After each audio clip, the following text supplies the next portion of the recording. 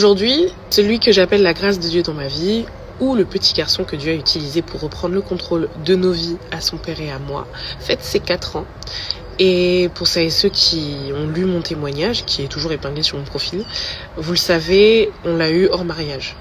Donc son père et moi sommes toujours ensemble, on continue de cheminer ensemble, mais on a eu cet enfant hors mariage. Et je me rappelle de tous les sentiments que j'ai traversés pendant la grossesse. Et je regarde aussi le chemin parcouru, le nombre de choses qui ont changé en 4 ans, que ce soit lui, que ce soit son père, que ce soit moi-même.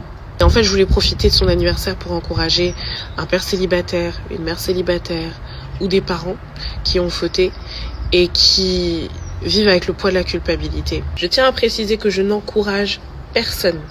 Et c'est parce que j'ai vécu les conséquences et la miséricorde. D'ailleurs, la grâce de Dieu, elle s'est exprimée par la miséricorde de Dieu, mais aussi par les conséquences de notre choix. Donc j'encourage personne, vraiment personne, aucun enfant de Dieu à avoir d'enfants avant d'être dans le cadre du mariage. Mais pour ceux qui ont fait cette erreur-là, pour ceux qui sont tombés tout simplement, cette erreur de parcours, je tiens à vous encourager.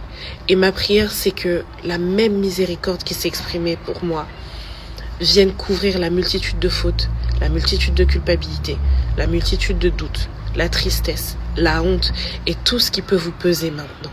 Soyez libres et soyez sûrs que Dieu est fidèle. Le Dieu aussi que je sers, que j'aime, qui vous aime même quand vous tombez, et mieux que n'importe qui, vous relèvera et vous aidera à élever cet enfant. Je peux témoigner de la manière dont cet enfant ne manque de rien. On est tous les deux entrepreneurs, son père et moi. Donc vous savez combien ça peut être difficile et instable.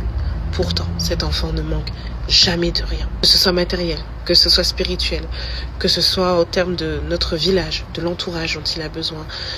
Honnêtement, l'enfant ne manque de rien. La relation avec son père, est-ce qu'elle est parfaite? Absolument pas. Aucune relation ne l'est. Mais je vous assure qu'on s'aime beaucoup plus et beaucoup mieux depuis qu'on a décidé de laisser le volant au Seigneur plutôt que de faire les choses par nous-mêmes. Ne restez pas dans la culpabilité, ne faites pas de votre erreur une raison pour rester loin de Dieu. Il n'est jamais trop tard et Dieu vous attend toujours à bras ouverts. Et juste avant de terminer, je vais donner 3 passages qui nous encouragent beaucoup, son père et moi.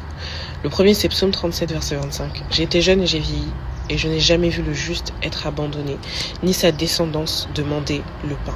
Peut-être que vous ne vous voyez plus comme juste à cause de vos erreurs, mais j'aimerais vous dire que ce qui vous justifie, c'est pas vos actions, c'est Christ, avec le sang qu'il a versé. Et si vous êtes juste parce que vous êtes en lui, et c'est tout ce que vous avez littéralement à faire, vous repentir sincèrement et revenir à lui, alors vous êtes justifié par son sang, et il ne vous abandonnera pas. Et non seulement il ne vous abandonnera pas, mais il prendra soin de vos enfants. Le deuxième passage, c'est 1 Jean, chapitre 1, verset 9. Si nous confessons nos péchés, il est juste et fidèle pour nous pardonner. D'ailleurs, il est fidèle et juste pour nous pardonner. Juste parce que nous allons devoir apprendre de nos erreurs, et c'est même la grâce de Dieu qui s'exprime dans les conséquences de nos actes, parce qu'il ne veut pas qu'on les répète, donc il nous enseigne en nous rendant conscients qu'on a fait une erreur et en apprenant de nos leçons. Mais il est aussi fidèle dans le sens où il ne nous abandonne pas pour nos erreurs. Il ne nous abandonne pas, même quand nous fautons. Le pardon est disponible, il suffit de le demander. Troisième et dernier passage, Psaume 37, verset 5. Recommande ton sein à l'Éternel, mets en lui toute ta confiance, pas une partie, toute ta confiance, et il agira. Je sais que tu as l'impression que tes erreurs te disqualifient de la grâce de Dieu. Mais ce ne serait pas la grâce s'il n'y avait pas d'erreur. Grâce, ça signifie faveur imméritée. Et ma prière, c'est que la faveur imméritée de Dieu s'exprime pour vous. Shalom.